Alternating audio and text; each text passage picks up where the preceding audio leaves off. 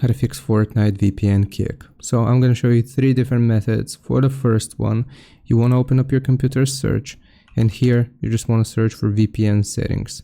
Click on this option that pops up and make sure you don't have an active VPN connection. So if it's empty like it is for me, then it means that you are not connected to a VPN, and we can proceed to the second method. So for the second method, again, you want to open up your computer search, and here we will search for device manager.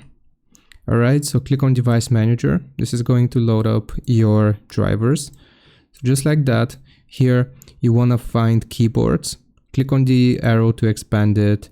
Right click, update driver. You want to do this for every single instance that you have here. It's just going to make sure that you have the most up-to-date version of your drivers. And you will repeat the same for mice and other pointing devices as well. Right click, update driver.